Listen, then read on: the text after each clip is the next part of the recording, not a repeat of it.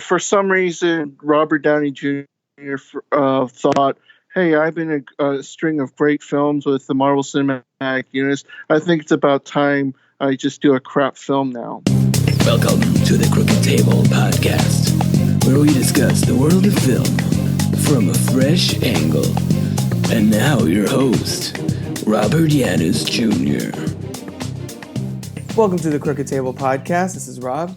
On this show, we democratize the film criticism conversation by bringing on fans and critics alike to dig into their personal connection to a current or classic release. However, this week we're going to be looking forward to 2020, the year in film, and to help me do that, I am welcoming to the show Tom Chang. Welcome to the Crooked Table Podcast. Hi, Rob. So, Tom, tell listeners a little bit about who you are, what you have going on, and where they can find your work. Well, I write for Bleeding Cool. We write pop culture, movies, TV shows, comics, games, anything really geek out there. We'll find something to write about for it. So, my latest I have on there is I have a interview with Jason Lee from Jay and Silent Bob Reboot. Cool. He's coming from a hiatus from acting to concentrate on his photography work, and he's got some pretty great work on there. If you go to jasonleephotography.com, he's got some great look at the Midwest. It's based on the films that he grew up watching and liking. It's definitely worth checking out, and the movie itself is definitely recommend for any Kevin Smith fan of his films they've followed his time since Clerks and Mallrats and everything. It's kind of see, the who's who of what got their start with him, and see how things have come along since then. And it's a fun ride if you enjoy Kevin Smith films. Definitely fun ride. So. Yeah, he actually came. Kevin Smith and Jason Mewes were doing the whole Jay and Silent Bob reboot road show all over the country, and they actually came here to Tampa, Florida. So my brother and I went to that and saw the film and a little Q&A. Yeah, I was surprised initially when they just announced that they're just doing a road show and instead of doing a wide release. Right. But having seen the film, I definitely understand why, because really. Not really so sure if the wide release would have been a great idea, because it's literally a fan's film. Mm-hmm. It's a tribute to all his previous work. So, which distinguishes us especially from the first Jay and Silent Bob centric movie Strike Back. So that was more of a mainstream comedy, whereas the reboot is more of a love letter to the fans. Yeah, 100%. Absolutely. I would agree that completely. And yeah, I think it just hit Blu-ray and things like that. So definitely people that are fans of Smith's work need to check it out. But yeah, it's just about as inside baseball as you can get for a Kevin Smith fan. Pretty much. It's like references wrapped within references is kind of what's going on there. Yeah, I mean, typically when it comes to going on the outside in, a measure of a good movie is if you need to get a lot of huge backlog into it going in and having to see the other stuff beforehand. And this is one of the cases where, if you haven't seen the other stuff, you probably will not get almost 99% of the movie. Exactly. So, yeah. Yeah. So I definitely recommend it by both of us, I think, if you're into his movies. So Tom, when I reached out to you about doing the podcast, and I was like, well, normally we talk about a movie, whatever. You seemed like you wanted to talk about the movies coming up in 2020. So I was thinking we could just run through those sort of chronologically. And it's, I want to preface this conversation for anyone listening that it is, we're recording this late January. As far as a 2020 preview, I mean, it's not like much really that notable comes out in January anyway. Yeah. So we're not really missing much in the first few weeks of the year. But it's also, Sundance is happening. I mean, what are we really missing out on? Yeah, Sundance is happening right now, but what are we missing out so far? Doolittle? I mean, Yeah, exactly. I don't Gosh. think, I think maybe 5 people were looking forward to that, but Yeah, that was one of those that anyone paying attention, that it just from the trailer, you were like, oh no, no, this is going to be bad. Universal, first Cats and now this? Come on now. it's kind of like there was nothing wrong with the Eddie Murphy one, and it's kind of, and oh, look what we do with photorealistic CGI now. And Right. I mean, it was kind of lackluster when it was The Lion King, because, and it just didn't really need to be made, but like, okay, fine, but Right. it's just a cash grab for families. That's really it. 100%. And I think on some level, Universal knew that. That's why they're like throwing it in the dumping ground that is always January, basically, where everyone is either, just recovering from the holidays, or keyed up for the Oscars, and catching up with all the nominated movies. So I don't think that, we weren't missing much in January. Basically, is my point. And I mentioned Sundance because as we have this conversation, we're going to focus mostly on franchise movies, but of course, there's going to be a million smaller little movies that we wouldn't even think to talk about because people are now just discovering them at Sundance and in festival circuits throughout the year. So that's definitely, we're going to definitely forget about some great movies that'll come out in 2020, just kind of hitting the heavy hitters, the big blockbusters, which ones are going to be worth it and which ones we're a little more skeptical on, that kind of thing. Well, it just seems like Sundance is kind of one of those forums that, films that need notice and need advertising in general just to get that out there. It's a forum for that. I mean, Sundance for promoting major blockbusters, I mean, come on. It's really grotesque. Because the studios can throw money at it and everything.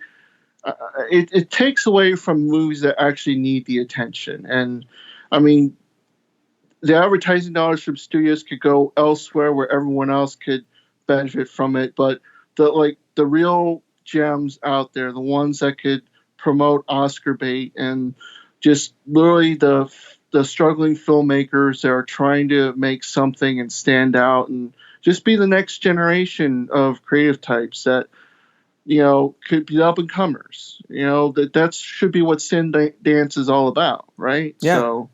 Agreed 100%.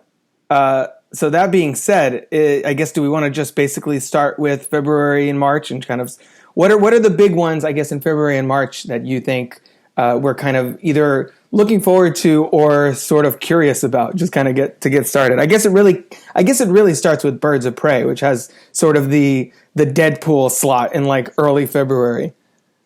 Well, I mean, yeah, sure. It's not going to be, I mean, I think there's going to be some fourth wall breaking on that, but it's probably not going to be as absurd and maybe as crude as Deadpool. But I mean, definitely it's kind of one of those things where, they're going to have fun. And it has, I mean, Birds of Prey, they have kind of like this built-in kind of punk type audience, but there's kind of a risk, I'd say, that it could go as it could backfire like Sucker Punch did. And now it's very hyped up too.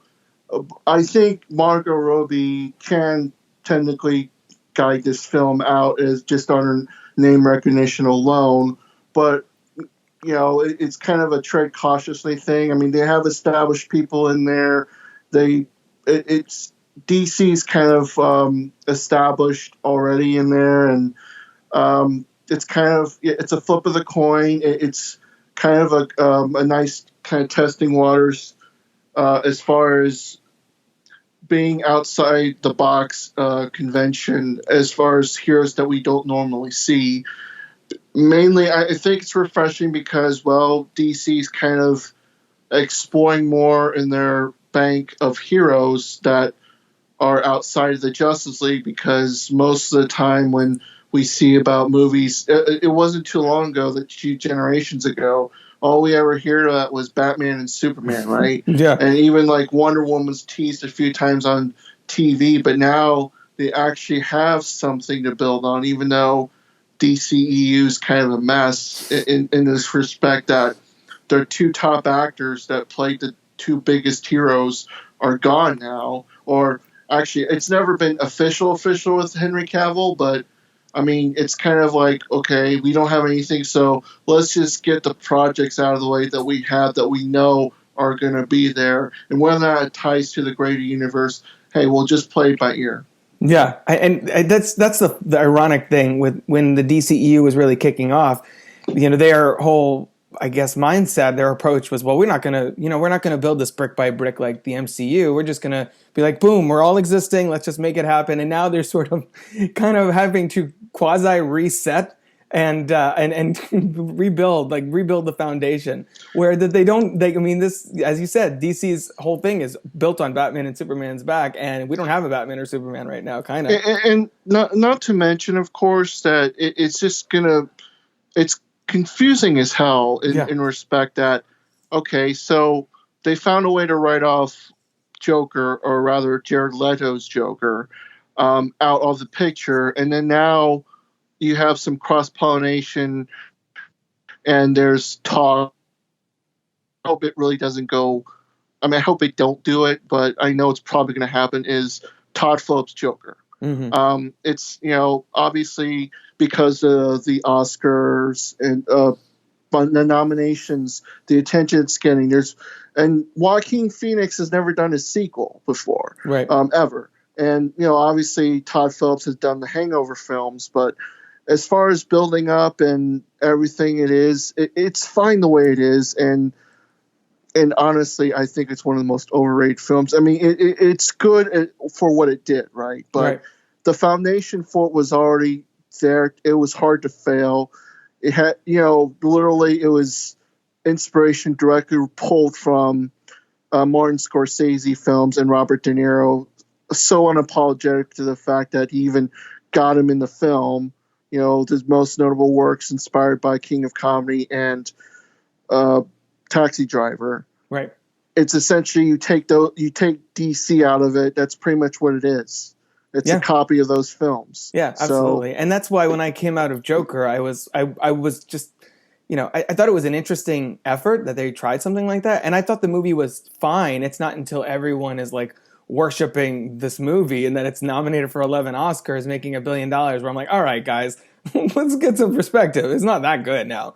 No, it isn't. But it's then now DC's clearly moving forward with more R-rated projects. I mean, Birds of Prey is an example. The Suicide Squad was PG-13, and I think the Suicide Squad sequel that James Gunn's doing also looks like it's going to be R. This is going to be R, so they're clearly now, that's the lesson they're learning from Joker, just make everything R-rated, unless it's Wonder Woman, I guess.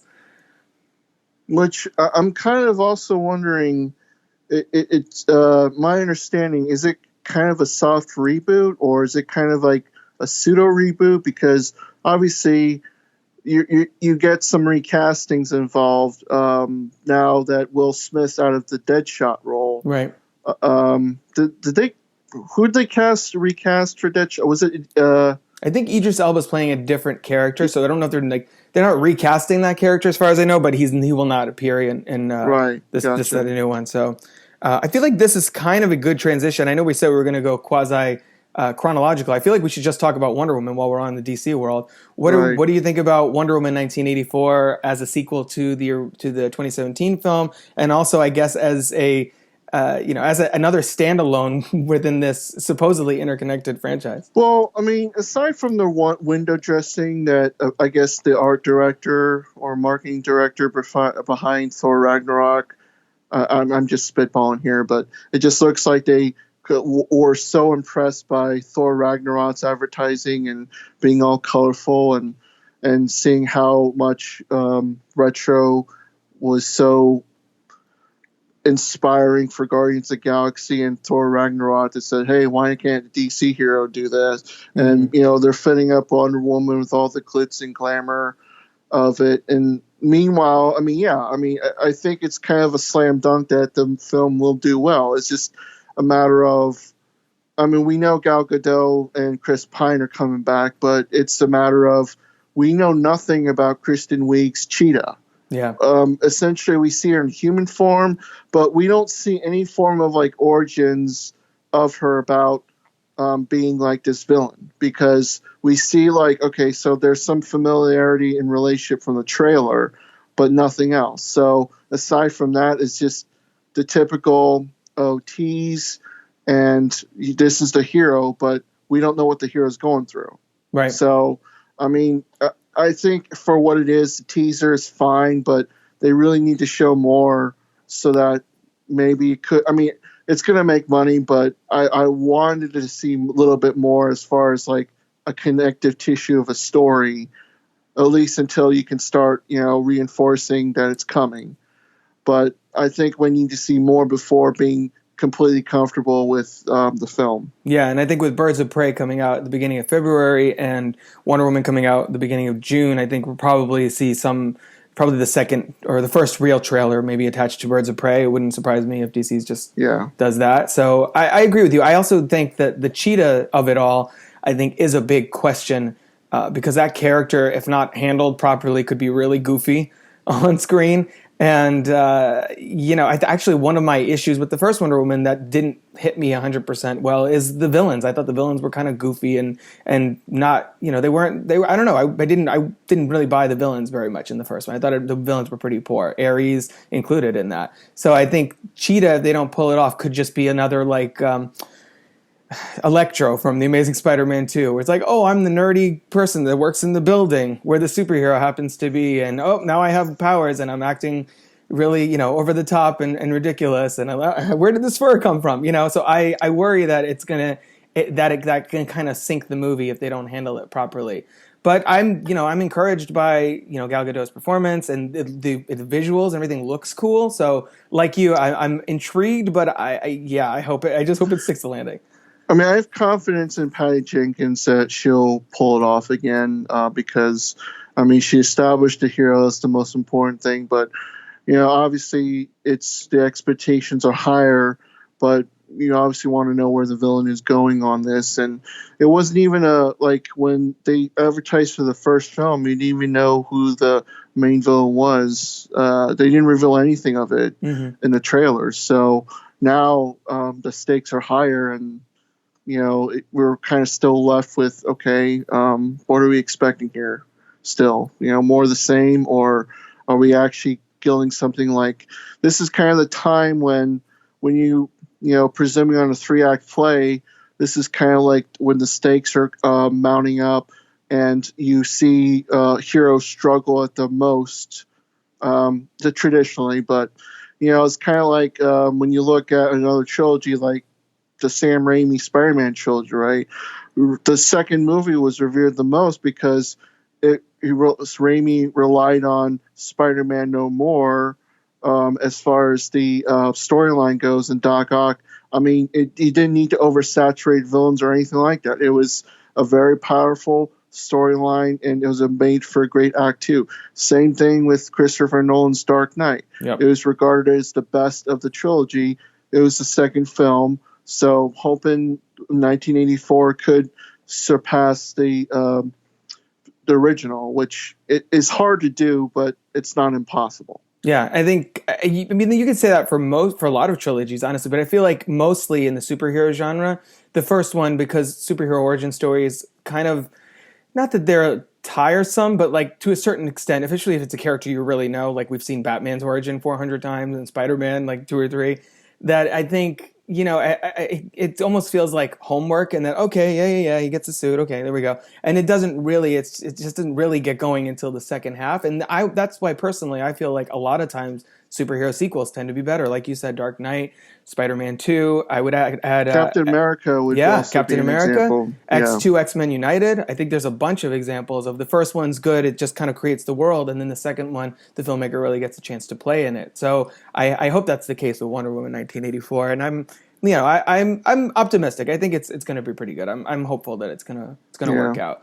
Moving down a little bit, there's not much in February, honestly, in that franchise-wise. I'm kind of curious about The Invisible Man from Lee Whannell, just because this will be the third attempt to get a Universal Monsters franchise started, and I'm that trailer was very intriguing. Do you have any thoughts about Invisible Man before we kind of continue to march? Well, I mean, pretty much they built the original trailer for that was predicated on less is more. But it already showed some of the havoc of what the Invisible Man could do.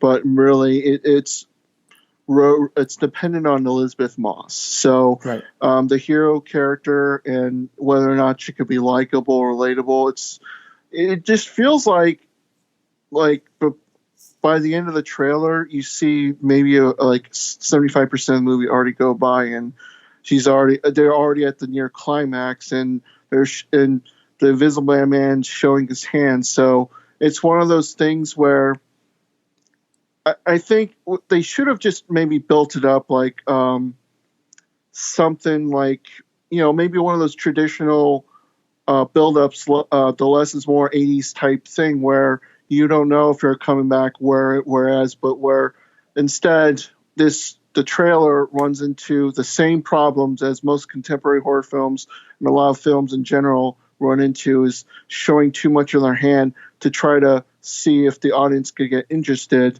And we're already seeing Elizabeth Moss' character in an insane asylum.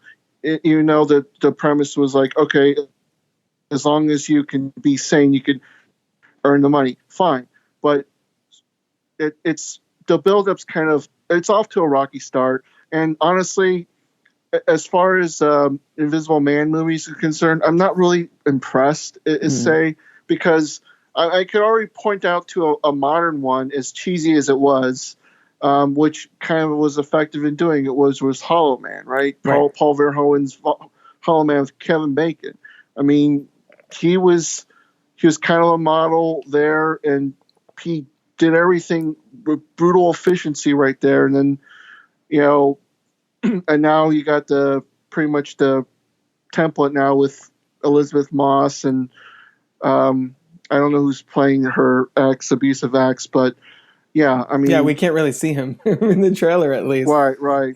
But the guy who played the ex-husband, I mean, just seems like kind of the typical stock horror film. I guess we'll see if it lives it up, but the bar isn't very high because the Universal Monsters franchise really hasn't ever taken off at all. So yeah, you had Dracula Untold and then The Mummy, both of which were like pretty to varying degrees of terrible. And I think for me, the only thing that makes me a little extra interested in this is the fact that I really thought Upgrade was an interesting movie, Lee Whannell's last movie, and I'm kind of curious what he'll do with this property. I think that's where I'm coming from. I mean, I agree with you. I do think the trailer gives away more than it should. So I'm hoping that the movie actually follows through with that. Maybe it has a lot more, beneath the surface there.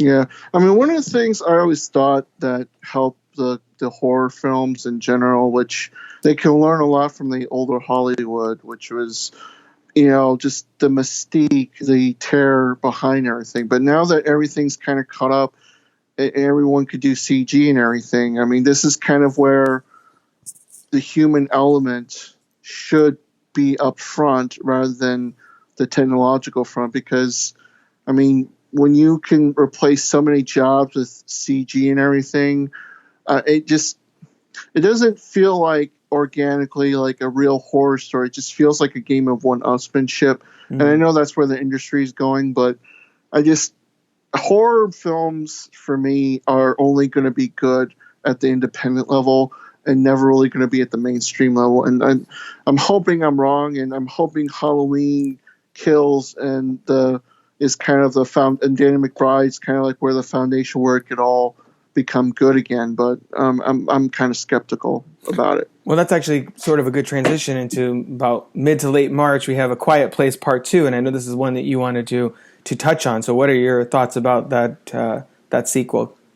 Well, they do a little more world building in that, and pretty much obviously what they could get away with advertising with the first film, they can't do with the second one. So they have to actually show something that goes on. So what we see is the leftover of the family, which is the mother and the two kids, are exploring out there because obviously their home is no longer safe because the husband, played by the director John Krasinski, sacrificed himself. So now they're off to other inhabitants of this lone, desolate world. So I guess what we're going to see is if they can integrate themselves into a newer society. So, I mean, it kind of feels like kind of a similar vein of bleak and hopelessness like The Walking Dead, but obviously far less political.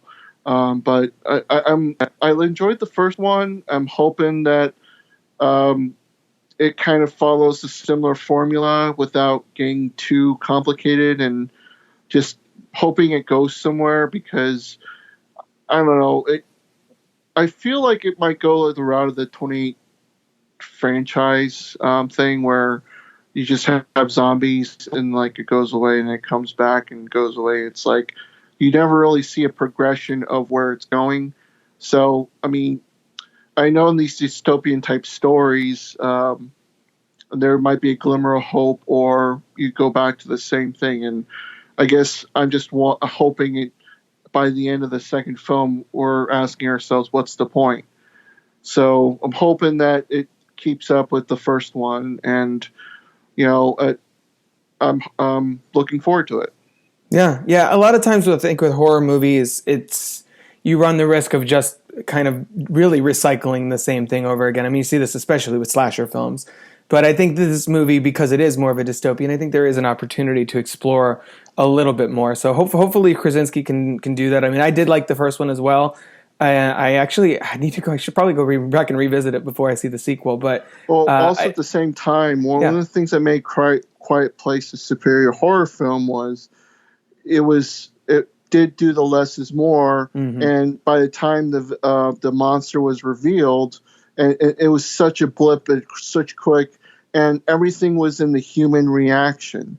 So rather than just stare at something so frightening and it's just kind of like in a blip, you're gone. Just kind of like the way the film opened in the first one, where the little boy got the toy rocket, right? And then I couldn't think of a more perfect modern horror opening as something like so precious and innocent just taken away just like that.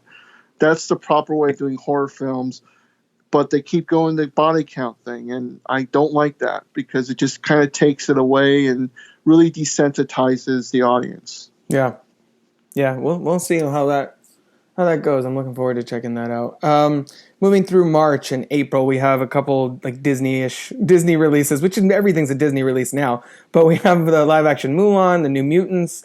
Mulan, I'm curious about. I think that there's real opportunity there to actually tell that story in a different way. And the New Mutants, I'm still wondering if we're actually going to see it. Thoughts? Well, I mean, it's been pushed back, and similar to another comic film, which I know will probably actually really see a release. I'm not so sure about New Mutants, but I mean, it is the last vestige of the Fox X-Men series. Exactly. And I really doubt that they reshot anything to say, oh, look, MCU tease and there's hope for this yet. It's going to end up like, I think Disney will probably do more effort to advertise this film than they did Dark Phoenix, because the way they kind of put it off, maybe there might have been some reshots, but I know it's been on the back burner for a couple years now. But I mean, the expectations couldn't be minimal, because it was supposed to be a beginning to something, but now we know it's not going to go anywhere. We're not going to see the cast back because of the way Marvel's essentially is putting. I mean, we don't know how they're going to funnel the X-Men in, if at all, in Phase 4. That's just right off the bat. Right. They just say don't expect really anything and just kind of like enjoy it. So I'm going to take in New Mutants with it's just a one-off thing. Yep. As far as the what was the other film you were talking about? The Disney's live action Mulan. Oh, live action Mulan. Okay, so this one is deviates from the traditional live action from cartoon formula that Disney's been doing. And I say this because when you look at what they released out, like Beauty and the Beast, the Lion King, what else did they do? Well,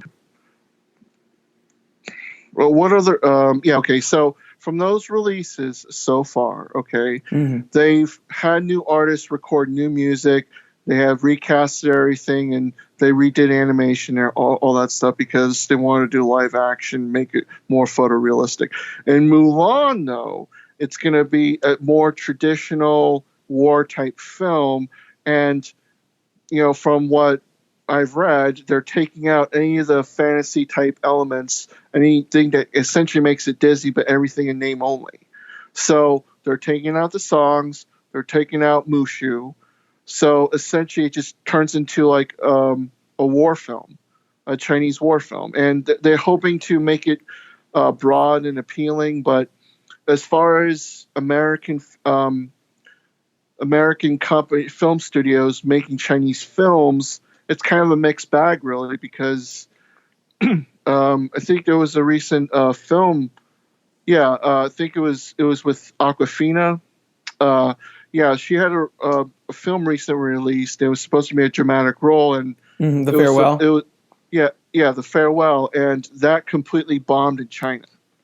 Even though most of the cast and the crew were Chinese or Asian ethnicity, completely bombed. So I think they're still trying to figure out if it's going to work, and they're doing everything they can to appease the Chinese market. So I guess we'll see. I mean, the Mulan's first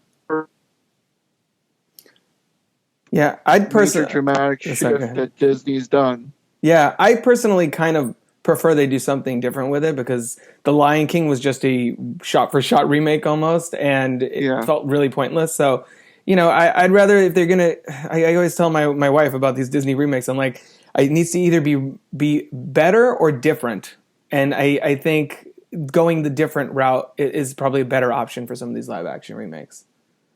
All right. I think the Sonic the Hedgehog movie also comes out in February, right? Yes, I think so. Yeah. Yeah. Well, I could make one guarantee at least for this film, and it's something I guess Sega could have over Nintendo's. That I think their live action mascot film is going to make more money than Nintendo's long. I guess I'm guessing they wish they'd forgotten about Super Mario Brothers live action. Yeah, forgetting about that. But yeah, I think that it's the redesign and the backing and everything. It's easily going to make more money, and the early projections are already having it exceed expectations and everything. So it's kind of a win there, and it kind of also slowly builds up that credibility again for video game films, which it's been kind of a long rough road with the genre in general, because it's kind of hard to really find a good video game movie out there, and no matter how much the Paul W.S. Anderson Resident Evil fans out there would like to come at me about this, they're not exactly like what I call quality cinema. Right. Yeah. Far from it, actually. So April, we have No Time to Die. I know you wanted to talk about that one specifically. So what are you thinking as far as this last Daniel Craig Bond? Cary Fukunaga directing it. Is he going to end this on a high note, or is this going to be Spectre all over again? Well, I mean, even though Spectre was a mixed bag critically, it still made more than most Bond films. Right. Because the Daniel Craig era is actually the most profitable era of all of the Bond hit films history. So regardless, it's going to make money. Okay, so it's going to bring. So as far as it's going to be like the Nolan Dark Knight Rises. You're going to end it the way you do, and I mean, Bond's going to end like any other Bond film. There's not going to be a special goodbye or anything like that. It's just because it's what they're doing with Broccoli and MGM. What they're doing is essentially they're going back to source, and because some of the oldest stories probably do need updates and everything, or there might be unreleased material from Ian Fleming's works and everything. I mean, it provides its own great source material. So I guess the lesson learned here is just go to the regular source, because when we look at the last Pierce Brosnan films, those were original works, and they were kind of a mixed bag. And then, it just kind of got a little too goofy, and it's going to be the same note. They're not going to be over reliant on. It's not going to be cartoonishly gadgets from Q. It's going to be more of the same kind of fodder, and it's going to make Bong cool again. I mean, it never stopped making him cool, and it's just going to be more dreary, mess, depressive, self-destructive Bond that we all know and love. Now, they do have Christoph Waltz returning, and for some reason, I guess they're making him kind of a Hannibal Lecter type, even with like the small cell the size of a closet.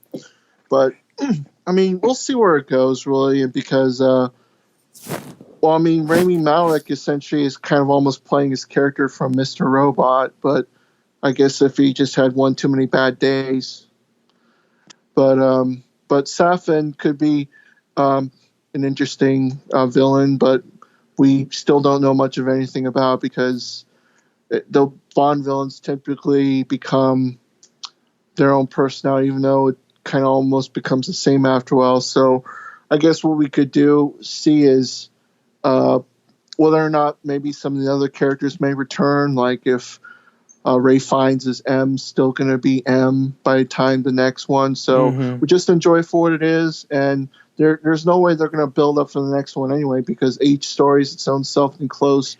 And I think the only Bond that kind of was connected tissue in the Craig era was Casino Royale into Quantum of Solace. So, right. But everything else is its own standalone thing. So I think, your normal expectations for it should be the way it is. It'll probably be slightly better than Spectre, because that was Sam Mendes' last one, but I have confidence that Cary Fukunaga can pull it off. Yeah, I think it'll be, that they seem to be on a alternating track of, really well received Daniel Craig Bond movie, not so much. And then if that's the case, I'd like to see his run end on a high note. And he just did Knives Out, so he's got kind of his next franchise character already lined up. And you can tell that Daniel Craig had a lot more fun doing Knives Out. I mean, aside from the lack of gratuitous stunts that he had to do and everything, it just kind of reminded me of when I saw him in Logan Lucky, even though he had that same kind of twang. Absolutely. I mean, he looked like he was more inspired and happy to be there, like, throughout the film. So an inspired Daniel Craig is a happy Daniel Craig. Exactly. Yeah, exactly. I think he just wants to be free of the Bond thing at this point. Yeah. Let's see. Anything in? I don't know. There's some stuff in April, but I feel like we just gotta, since we did the DC thing, we just got to do the Marvel side. So let's kind of bundle these together. We have Black Widow and in May, and then we have Eternals in when is that? November. And then, of course, thrown in the middle there, we have Venom 2, which is sort of MCU, but not really, I guess. Right. We know nothing about Venom 2, and we know nothing about the Eternals, aside from, and Morbius. Photos. I forgot about that. Yeah, Morbius is also coming back. I mean, and, it's kind of hard to mess up Morbius. And because, if one thing, if you already see how a vampire superhero film could work, just look at Blade. Yeah. So, you could pretty much see something similar, and I guess less ninja-y from Jared Leto and becoming Michael Morbius. And surprisingly enough, they actually are giving a nod to the MCU in that film, because you saw Michael Keaton's Vulture character in there as well. So, whether or not it has anything to do with the Sinister Six, we don't know. Because as far as we know, the Marvel deal essentially ends officially with the third Spider-Man film.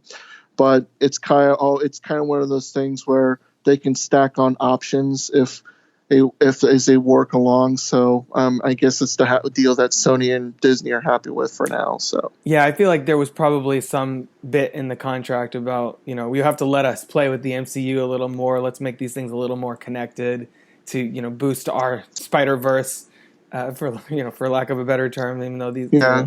I mean, one thing I hope they do, like, wean off completely is make Spider-Man, like Peter Parker, wean completely off of Tony Stark.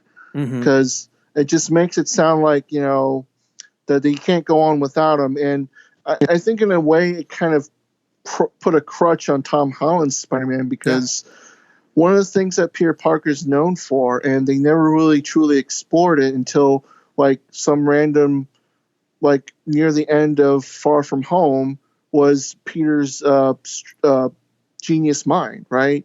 He was always kind of a dependent kid relying on Stark Tech for everything.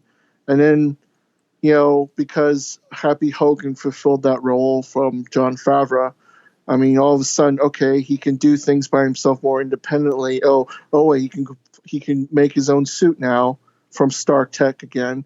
But again, we don't see him figure out, because in Marvel in general, Peter Parker is one of the best minds out there outside of Tony Stark and Reed Richards. Right. But he's in the MCU, he hasn't been able to demonstrate that.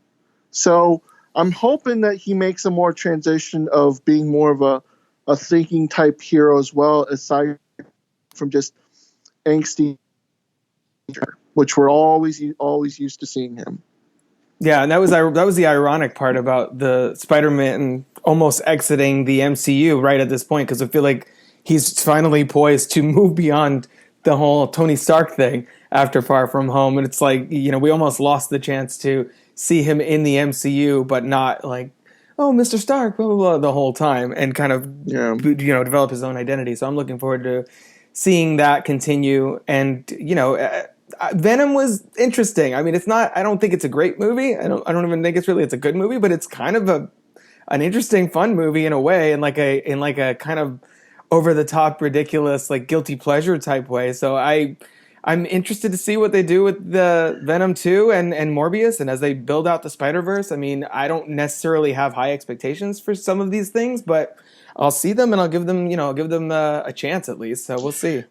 I think with Venom, what happened was it was kind of like a lovable loser, right? And it's a template that Marvel's used before, and it happened to work with Eddie Brock and Venom. But the thing is that, I mean, if you use kind of the same template on every single hero, I mean, they kind of lose their own distinctiveness, right? Because if we think about Eddie Brock and all the other incarnations of the character, he was a guy on a redemption path. He did some bad and all that stuff, but all of a sudden, with the Sony version of Venom, he's some kind of loser, and he didn't do anything to do bad things, and he's not trying to redeem himself for anything. He's just some lucky guy who happened to find the symbiote, and it became a odd couple love story thing. So, I mean, and you could think of that in the same way like Ant-Man was kind of like that too.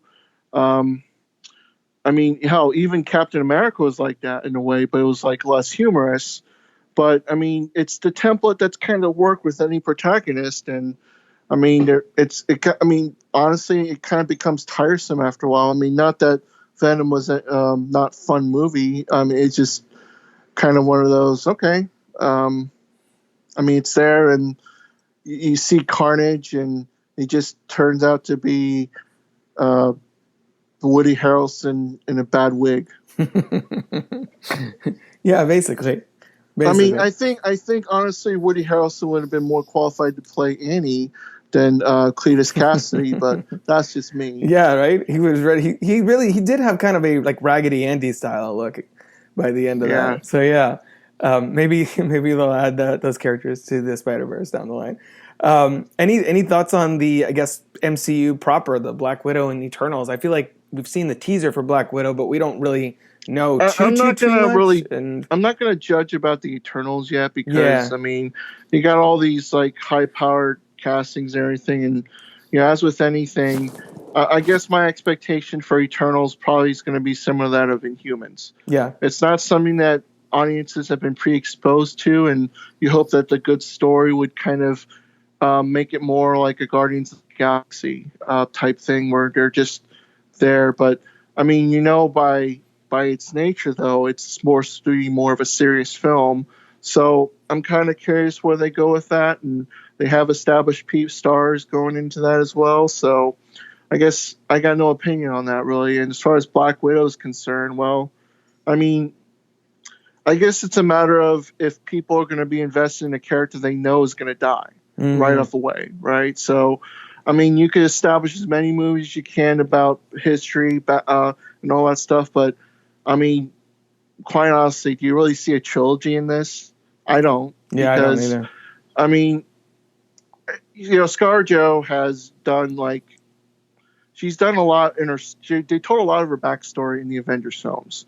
And essentially that's kind of the way it is. And now that they put it on screen, I mean, I guess they can bring some those time period type heroes in that era and, give her a little bit of background. But I guess I won't be too surprised if it gets one sequel, but I wouldn't be surprised at all if it's a one-off. So just to center off her way. And if ScarJo ends up on DC, in the next few years, hey, more power to her. Right. Yeah. I mean, she's also been in this franchise as long as almost as long as Robert Downey Jr. I mean, she was there from Iron Man 2. So she's probably at this point ready to do some other things and not be stuck on the long-term Marvel train, for good. I think. So, yeah, go ahead. I think if Marvel really wanted to do something, they'd pay Universal whatever they want for solo rights to Hulk. But we know that they're cheap and they're not going to do it. So yeah. But yeah, go ahead on Black Widow. Yeah, so I was going to say, she's also double Oscar nominated this year, so I'm sure she wants to kind of take her career in other directions and not necessarily be playing the same character for another decade. Yeah. She had that movie coming. People were asking about that forever. So I think money's no object really. And I'm glad she got her own film, because it was kind of a point of jokes in general. And I mean, it's kind of funny that Black Widow's the one with the movie and Hawkeye's the one with the TV series, right? Yeah, exactly. But I mean, we know he's still alive, so obviously they're gonna do that with in post Endgame storyline, and I mean with the TV side of things, I guess it's kind of a open field really. Where they go is anyone's guess. Yeah. I mean, Disney Plus is a whole new world of possibilities, I guess. Going through more of the summer, so we have late May, we have Fast and Furious 9, which I don't know if you're even in following that franchise or anything. I've kind of burnt out on it at this point.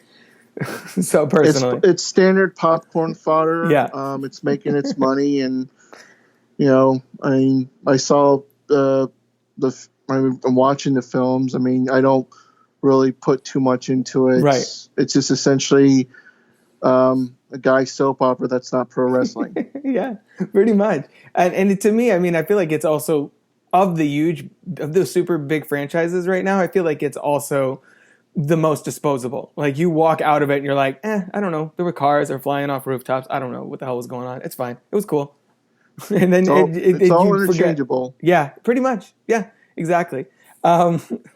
So that's why I was just kind of blowing past it because I'm like, I don't have a lot to add. I mean, it's there. Vin Diesel's in it this time. It's not Hobbs and Shaw. I mean, I'd probably be more inclined to talk about Bloodshot than Fast and Furious 9. But exactly.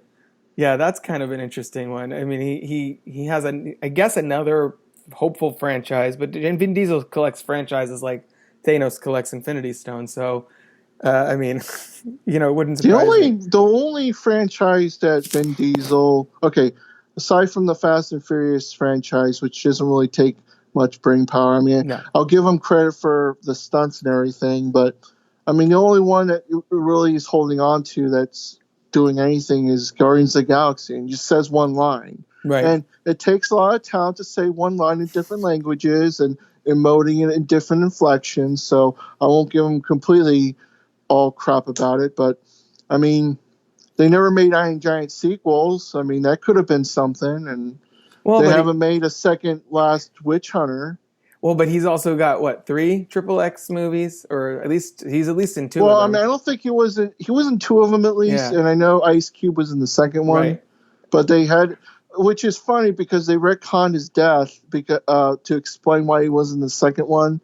So that they made the third one with him in it because, like, okay, well, he's back. So he faked his death. There we go.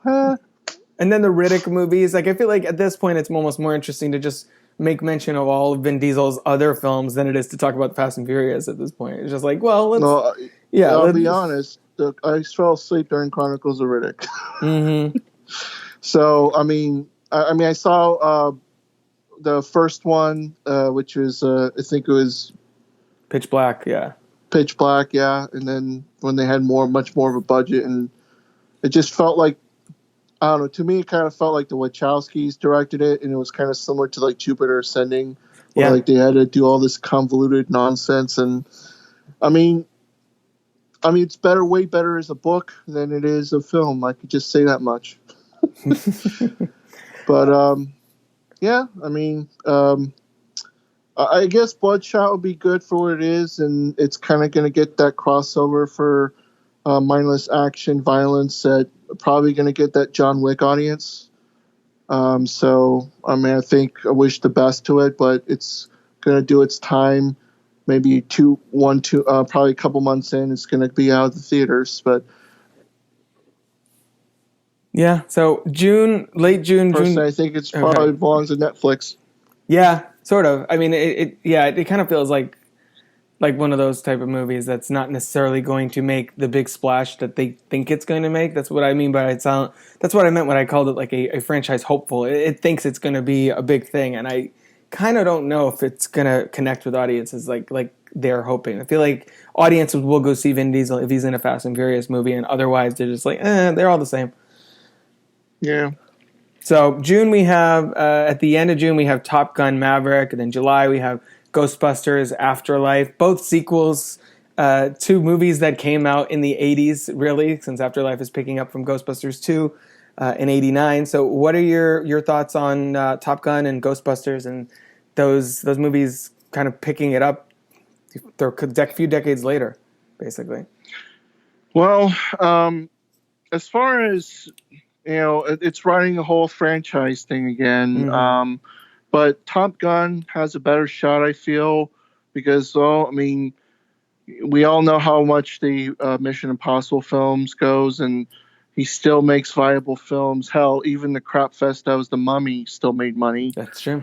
As horrible as it was. I mean, it's kind of safe that's going to make its money and everything. And I guess one thing I do feel bad for is Kelly McGillis, who gets left out of it, but according to her, they didn't even approach her. So I guess he traded up from Kelly McGillis to Jennifer Connelly. So and good for her. And they got some other holdovers, and they didn't reveal Iceman, Val Kilmer's role in it, or if he's just going to be a glorified cameo. But essentially, it's Tom Cruise and the kids. So. I guess we'll see what could be done about it, and see if who's. Let me check. Do you remember who's directing? I do not Maverick? Actually. Let's see. Joseph Kosinski. Yeah, Joseph Kosinski. I think he did Oblivion, right, with Tom Cruise. Yeah. I'm hoping he could do Tony Scott proud. So. To carry on that legacy. And, we're going to get another Kenny Loggins song because apparently he's doing a new version of Danger Zone. Is he really? I hadn't heard that. Wow. Well, I mean, he's going to do a modernized version of it. Re-recorded. So it's going to be a new thing. So, but as far as Ghostbusters Afterlife, well, I mean, I guess one thing going for it is that it's not getting the negative backlash as the Paul Feig film got. And I was just really unfortunate on that end. But I mean, at the same time, it's kind of like people got to learn to move on. It's just. And I honestly, if this is the final chapter of it, I'll be happy that it ends like that, because quite honestly, it's kind of a hit or miss thing. It's either going to make its modest money on the box office, or it's going to crash and burn because of franchise burnout. Yeah. I mean, I'm really curious to see how this is going to perform after Answer the Call, or whatever the actual subtitle is of the 2016 one. Because I didn't think that movie was as nearly as bad as everyone said it was. I think there was a lot to like in that one, even though, yes, it was very flawed. But I wonder if now people will come out to see this as if it's the Ghostbusters 3, or if they're just kind of, if a lot of fans have written off the franchise after the last one and just like, I don't know, it's just a bunch of kids running around. It's kind of Ghostbusters 3, but without Harold Ramis and the other guys like in the main roles. It's not really. It's just kind of like Stranger Things meets Ghostbusters, sort of, with Film Wolfhard and everything. Well, to Jason Reitman's credit, okay, he's kind of retaining the message of Paul Feig that's done for the 2016 film. What he's doing is that it's an attempt to pass the torch again, right. And the good thing is he has the entire cast back since Rick Moranis, and they're both going back to their original roles. I mean, the 2016 film, everyone did a cameo essentially. Right. So they played different characters. It was a soft reboot that didn't work. Whereas this one is okay. So we established A, B, and C happened. So you get the true successor. People have been wanting 3 for the longest time.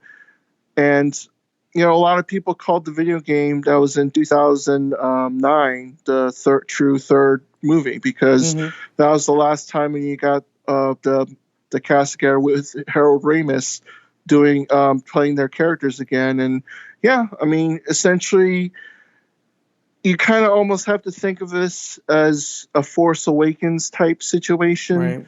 But I mean, as far as letting Finn Wolfhard and McKenna Grace doing like another film of that, it's not going to happen. But hopefully it's just kind of one of those things where, it's kind of a coming to age type of legacy story, and it's something cool. It's a good heartwarming and a nice dedication thing. It says the kind of things you're wanting to say but never had a chance to. So that's kind of the hope there. And, no matter what anyone says about it. Yeah. I mean, I'm open to it. It's just it's like I said, coming so late after Ghostbusters 2, after the failed reboot, as you mentioned, that I kind of wonder if it's a little, too little, too late as far as that's concerned. But I like Jason Reitman as a filmmaker, and I like, to varying degrees, the previous 3 films. I mean, I don't think either the sequel or the 2016 reboot holds a candle to the original Ghostbusters. But I'm willing to see what Jason, the other Reitman, is going to bring to it. So really interested to see how that's going to play out. Yeah, and he's also taken a hand of co-writing the script too. So it'll be interesting how it kind of plays out and everything. Yeah, which is so funny too, because the last Ghostbusters in this continuity is 89, and then that was also the same year that Bill and Ted's Excellent Adventure came out. So then we had a sequel to that in, I think, 91.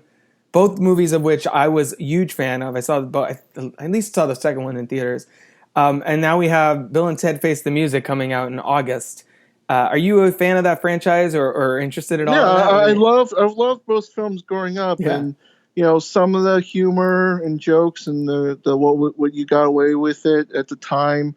I mean, it wouldn't really stand up really today, but I'm just kind of wondering, because they were so into that lingo. Would it feel awkward if they actually talk like adults in Face the Music? Because we haven't seen any teasers or anything of that aside from any behind the scenes stuff and pictures and stills. So we absolutely have no idea what this film is going to look like. Yeah, that's true. I mean, or if they're not talking like adults, if it's just still going around, excellent with the air guitar, is it going to be weird seeing like, 50, what is he, 56-year-old Keanu Reeves or something acting like he's a teenager? It's just weird to me that this and Ghostbusters, this version of Ghostbusters, are both coming out like so close together when I feel like those were two of the nostalgia sequels that felt like they were always talked about but never really happened, and now they're both happening kind of close together. I think that's kind of crazy. Yeah, and what's fun about Bill and Ted coming back is that I think all the surviving cast members from the previous films are come back, which I think it was Amy Stotch and Hal Landon Jr. Those were holdovers from the previous films. Obviously, they're going to obviously explain George Carlin's Rufus's absence, and probably going to see the same way of Afterlife with Harold Ramis's absence. So they're probably going to have him killed off screen and have something dedication or anything. So I guess it's going to be kind of interesting to see how the relic of the long distant past, a phone booth, makes its way back into 2020. So so you imagine how many films involve a phone booth and how they don't really age well now. Oh yeah, kids today are going to be like, I don't get it. What is this? It's a box for you go in there and make a phone call? No, it's an American TARDIS. That's what it is. Yeah, exactly. Basically, yeah, kind of. Plus, William Sadler as Death, when that was announced, I was just like, yes, that's amazing. And it's not like they need to do much to have them change. He just goes in the white makeup. Yeah, exactly. Just kick all that on, and it doesn't matter how long it's been. You sunk my battleship. I love that. I'm very excited about rewatching those movies again before the third one. Let's see what else we got. So September we have like the new Conjuring, I guess. I didn't even know there was another one coming out, and the Kingsman prequel. Neither of which supposedly that's been pushed back like forever. Yeah, so I wonder. Supposedly it's going to come out. I don't know. I'm kind of whatever with. I like the Kingsman, especially the first one, but that franchise I enjoy. I don't really have much interest in the prequel. I mean, I might see it, but I'm not. I mean, the prequel is good to I guess for establishment of stories because it's kind of like this revisionist nonsense that you can have like zero expectations and fun, like when they act like inventions got retroactively created by like X organization, like in the trailer where he said this is a parachute, and they're kind of looking at what the hell is it? You're supposed to jump out with this when you fall out of the sky. It's like, and then but I mean they got some serious A-list talent on there with Jimon Hansu, Ray Fiennes, Gemma Arterton, but knowing that, of course. I mean, unless they're going to do a sequel, which I don't really know if it's going to happen. But, I mean, the life of a Kingsman doesn't really last long at all if we know it from the first and second films. If you're just like not seeing Golden Circle by now, spoiler alert. But I mean, it's Matthew Vaughn, and he's been able to deliver in all his films, and he hasn't really disappointed yet. So. And even still, like even since the Golden Circle was far inferior to the Secret Service, there were still some really good, memorable moments there, like Elton John. I mean, come on, he was definitely the highlight of that film. Yeah, absolutely. And it's just to me the way that ended, and I feel like so much of that franchise is based on the charisma of Taron Egerton, the chemistry he has with Colin Firth and the other characters. And so to me, this when they announced this and that it was coming before the third one, which they're still doing, it just felt to me like, oh, okay, so they just want to keep the franchise alive while they work out the scheduling on everybody, I guess. They also made a huge addition, aside, despite losing Mark Strong, for that in the second film, they gained Channing Tatum. Right. So, and Halle Berry. Like he had fun. Yeah, Halle Berry as well. So, I mean, if they want, Taron Egerton said that he's looked at the third film script as far as any form of shooting schedule. I guess, since he's in higher demand and Rocket Man and everything with popularity. He's going to do more high profile roles, and he's going to probably fit into his schedule because that's essentially where he made his name in. So I'm sure he's going to be there for a trilogy. Yeah, absolutely. And I'm really looking forward to that. It's just the prequel part of it that I'm like, I don't know, do I really want to see that story? I mean, sure, Matthew Vaughn, like you said, he hasn't really made a bad film. So if he feels like there's something to say there in that world, I'll take his word on it. So that's it just seems like an awkward timing to do a prequel in the middle of your trilogy, but who am I to judge? Moving into the fall, we have, let's see, Death on the Nile, the Murder in the Orient Express sequel. That should be fine. I mean, I don't know. What were your thoughts? Did you see Murder on the Orient Express? Are you interested at all in this? I've like murder mysteries in general, and I always kind of thought like they always have a place because people are always into that, but I just kind of found it weird that it's such a rare thing now, and with Knives Out coming out and then and the success of that film, I'm sure we're going to see more of those coming out. And Kenneth Branagh he's always interesting and entertaining to watch and everything, and it's kind of one of those things where you get all-star casts and the budget, you pretty much could invest into that, and you don't really need hardly anything for effects. So essentially, you can just pay attention to a very human-driven story. These whodunits are timeless because everything's going to have its own effect. Crime's always going to be,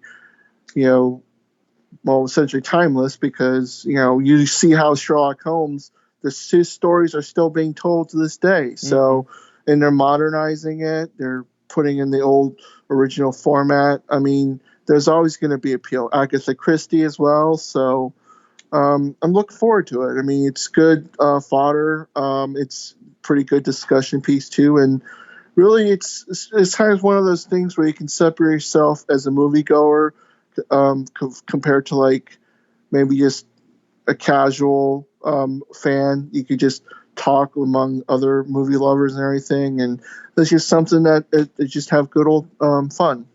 Yeah, and I think Branagh was a lot of fun as Poirot, so if nothing else, I'm looking forward to seeing more of him in that character. And I think if nothing else, the Murder in the Orient Express actually did really well, but I feel like now Knives Out kind of keeping that train going is only going to set the stage for the Death on the Nile to do even better, just because now audiences are thirsty for more of that genre, thanks to Rian Johnson. I think they're also looking to try to remake Clue at some point, but I haven't heard anything news recently. So, yeah, I heard about that. I like the original Clue. I mean, I would be very curious, like very cautious about who they would get for that. I think it would be nice if they got Tim Curry back, but I know that he's seen better days. So exactly, I could see them doing like getting like Lord and Miller or someone like that to kind of direct that. I feel like that sort of sensibility would work well for Clue, but I think it can be done. It has to be done in a way that someone can bring a fresh voice to it and not have it just feel like a redo of the 80s one, and kind of make it feel new. Sort of in the way that Knives Out did kind of his own, Rian Johnson did his own version of Poirot, but it doesn't feel like Poirot. It's its own animal. So let's see. The rest of the year, you already mentioned Halloween Kills, and then I know they have Halloween Ends, I think 2021. Any quick thoughts on the Halloween franchise and where you're hoping that it'll go now? Well, I think one of the things that Halloween Kills, just maybe the pseudo sequel, because that retcons everything that the Halloween franchise was. If anything, reveals that comedians could write very well for horror films. And I mean, heck, not deviating too much off here, but Chris Rock is writing a Saw film. That's true. If you asked me 5 or 10 years ago if I see Chris Rock writing a horror film, that would probably be near the bottom of my list. Yeah. But Danny McBride, he's really talented, and you're kind of used to seeing his obnoxious self from This Is the End and Eastbound and Down. but I mean, the guy's pretty talented, and he really appreciates the source material, even going to the point where they're getting some of the old people from the Carpenter films. Not that they're casting one to one all the same, but they're bringing back some people that actually went on to have acting careers for the films. So, I mean, it's strong continuity. It's one singular story that's going on, and it's kind of refreshing, and it brings a level of that kind of a groundness to it, where you see the same characters as opposed to like the endless horror slasher sequels like in Friday the 13th or Nightmare, where you always get these new cast of characters, or you might get one person returning and everything, and it's just same different type of premise. It's the same premise but different template. But yeah, I mean, it's great that they're retaining the spirit of the Carpenter film.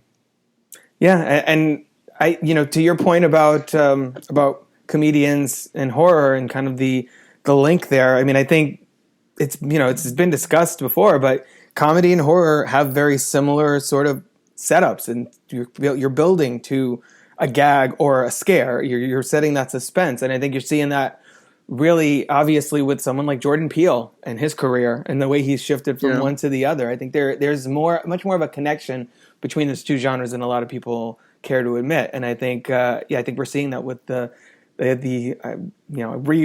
revived Halloween franchise and these next couple films. So let's see. Moving along, we have, looks like about Thanksgiving, I know Godzilla versus Kong got pushed there. I don't really have much to say about it because I still actually haven't seen King of the Monsters, and I'm sort of disconnected from that MonsterVerse. What did you think of I guess Skull Island and the Godzillas?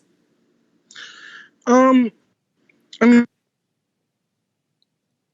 the way it's kind of expected. It's kind of one of those things where you have to kind of keep the balance between like the monsters and the humans up to keep their interest and everything, because obviously you can't like really draw the story out just on monsters much anymore, because audiences kind of have that short attention span. And I mean, it's kind of more of you have to make it more of a social commentary, and that's kind of how the mold is for these things.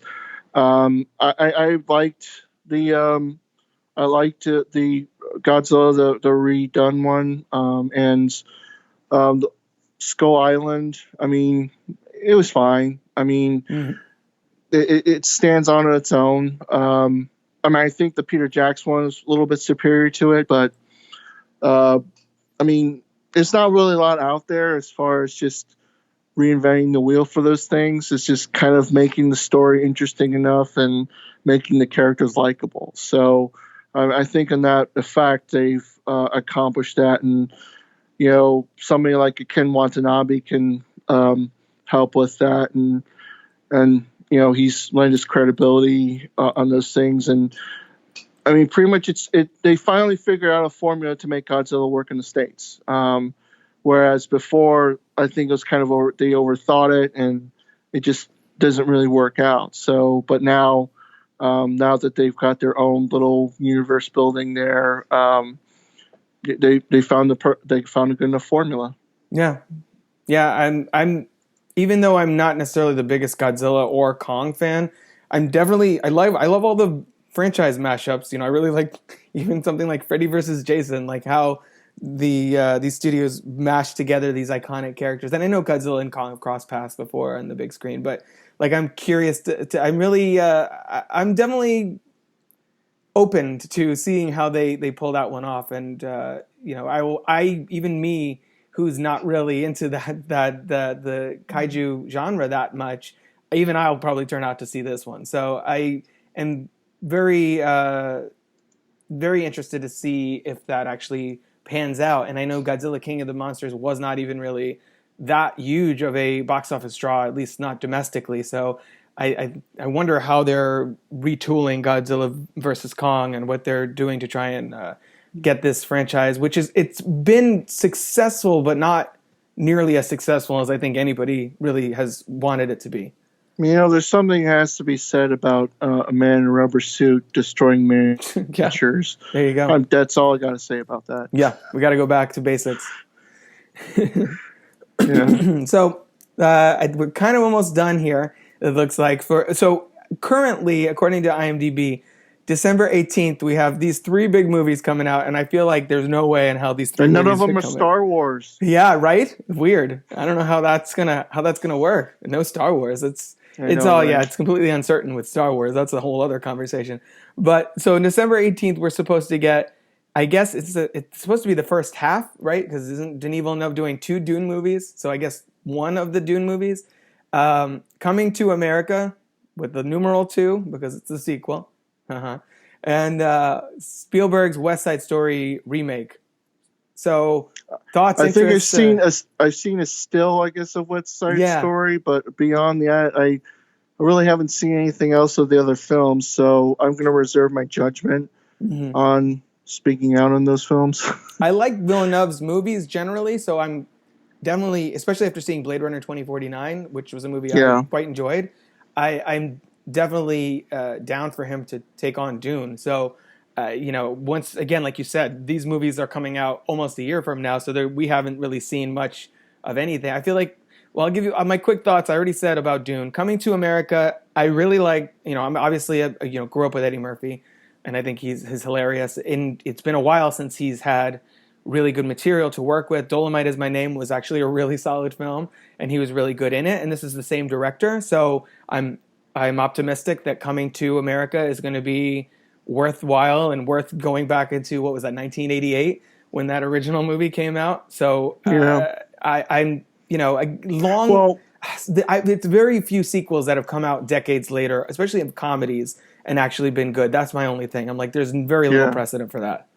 Well, I mean, of the stories that I know of Coming to America's sequel is that Murphy's character is returning back to America.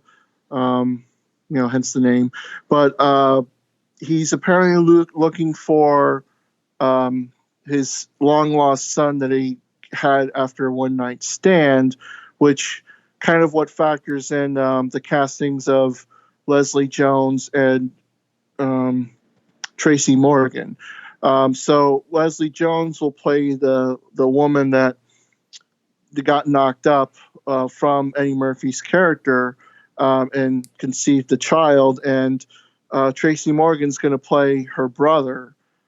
So it's be kind of, I mean, you're getting a little of the past, you're getting of the current and future of comedy and everything. It's kind of one of those things where, one thing I did enjoy about the original film was the multiple roles that Arsenio Hall and Eddie Murphy performed, which I assume will happen again. Yep. Everyone from the original film, the major players, includes James Earl Jones. He's coming back for the film as well. The woman who ended up playing his wife at the conclusion of the first one's coming back too. So, I mean, they're getting a lot of familiar faces, and I guess if there are enough people that remember from the original John Landis film come by, and I'm sure it's going to be interesting to see. One thing that kind of struck out at me, which I think it was Paramount that owned the rights. I found it amusing that they sold off the rights to Beverly Hills Cop 4 to Netflix because they're a little leery and unsure about nostalgia and sequels and everything. And I mean, I don't think that the third film did bad per se. I mean, it probably made some money, but the fact that they're talking about doing a fourth movie and it's not going to be a theatrical release. I mean, maybe it's not such a cursed bad thing now, but it's just kind of weird to think that it's another one's coming out, but it's not going to be in theaters. Yeah. Well, that's a nuts. I mean, we were talking about Ghostbusters and Bill and Ted earlier. That's another like nostalgia sequel that's been sort of in the works forever, but still hasn't really come to fruition. I think they shot the TV pilot that never aired for the TV show that Murphy cameoed in the first episode of, and things like that. But I think Coming to America, there's potential there, I think. Yeah, I mean, I'd like to see a trailer to see just kind of where it's going. And I think Murphy's kind of getting back in the groove of things. And I mean, I think he's kind of taking a back seat. And he said he wanted to go to stand up again. And I guess he's sowing his wild oats as far as getting back to his original comedic roots.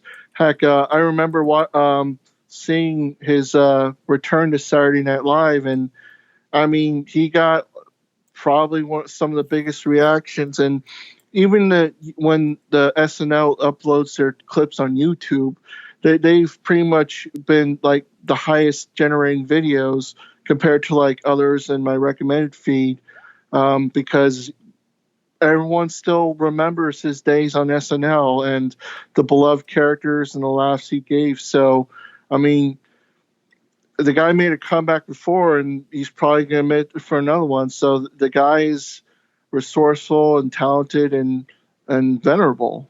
Yeah.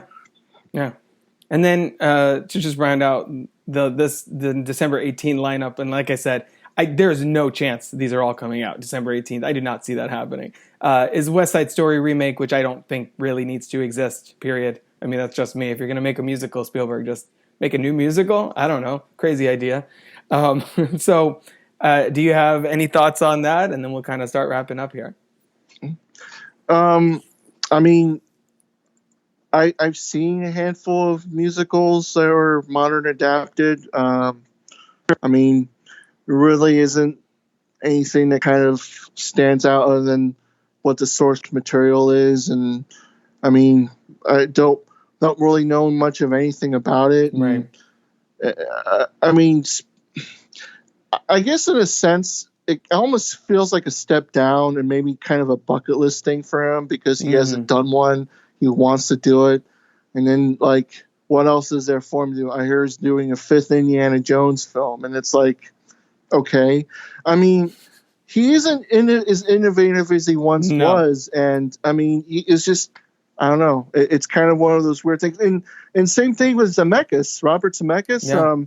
He used to kind of like be automatic and be innovative as a filmmaker, but now they're doing like old traditional stories again. And okay, I mean, I guess they're family fodder, but I mean, are you doing anything new? Or I mean, just try to do something, like bring us some little excitement. It just seems like they're kind of phoning it in, but I don't know. I mean, they made their money, so I guess once in a while, I guess if they want to get these vanity projects made, it's their prerogative. Yeah. That feels like a perfect way to end the discussion on 2020, the year in cinema. I think, there's a lot of, we obviously are focusing more on the franchise stuff because it's hard to judge any of the other ones throughout the course of the year. But I think there's a lot of good films, I think, in the coming months on the slate. Oh wait, you're not looking forward to seeing Taken with Blake Lively? Oh no, the rhythm section. Sorry, the rhythm section. Yeah. or maybe call it like Peppermint 2. I don't know. Yeah, because Jennifer Garner needed her version, and now Blake Lively has one. So I'm guessing now Ryan Reynolds can make Liam Neeson and his wife jokes. There you go. Deadpool 3. Yeah, sure. Why not? So Tom, any final thoughts on 2020 and like what we have looking forward to? Well, as far as anything like super stands out that I'm looking forward to out of curiosity, I think the Bill and Ted film is the most morbidly curious that I've ever been in a film, seeing that, two guys who didn't even really speak like, they spoke like cliche, right? Walking cliches, and wondering how it translates to 2020 has me really, really curious. I guess knowing how the fourth Matrix is going to turn out is, I mean, as far as news comes along of how they retcon people's deaths and all that stuff, that's going to be fun to find out. And I'm curious about how Daniel Craig's final turn as Bond is going to turn out, and if they're going to make any more of announcements of who might be a successor, which according to the Broccoli family, it's not going to be a woman. So right. I guess, whoever was concerned about that can rest now. But I say that sarcastically. Of course. Yeah, I got that. But yeah, But yeah, other than that, looking forward to the new Halloween film. But it just seems like the year's kind of like expected, if not like lower key. Looking forward to seeing what turns out in the new announcements and everything, and see where it goes. And we're also seeing an influx of new streaming platforms as well. So we're going to be set with all different sorts of content, not just TV, but films. And it's just a high time to be creative. And also, heck, I'll just say it right now, even though it's just TV strictly, I'm really gleeful over Star Trek Picard, simply because it's one of those. It's the best type of way that worked for nostalgia purposes, and it works into contemporary programming. So this 2020 is off to a great start, and looking forward to looking at more things. Great. Awesome. Tom, can you tell listeners where they can find you on social media? Oh, yes. So I'm on Twitter. There's One Salty Nerd. Facebook is One Salty Nerd Mudgeon. You can find my work on Bleeding Cool. Pretty much write reviews, news items. Just come check us out there. We have a lot of great voices on there. Good coverage. Everything from Doctor Who, Supernatural, Star Wars, all different sorts of flavors. So if you check out bleedingcool.com, we're always talking. So anything on your mind, you're happy to speak out on, and look forward to seeing you. Awesome. Excellent. Well, Tom, thank you so much for coming on to talk about the year ahead in 2020 and the movies. Thank you for having me on. For. Yeah, we'll have to have you back at some point, maybe to talk about one of these movies that we mentioned on this episode. All right. Yeah, thanks a lot then. Have me on, Rob. Thanks, Tom. All right, take care. If you're interested in joining me on the show to chat about one of your favorite films, head on over to crookedtable.com/guest. Or you can consider supporting the show at patreon.com/crookedtable. Of course, you can always find more podcasts, reviews, videos, and other movie-related goodies over at crookedtable.com. Until next time, this has been the Crooked Table Podcast, and I've been Rob. This has been a production of crookedtable.com. All rights reserved. CROOKED.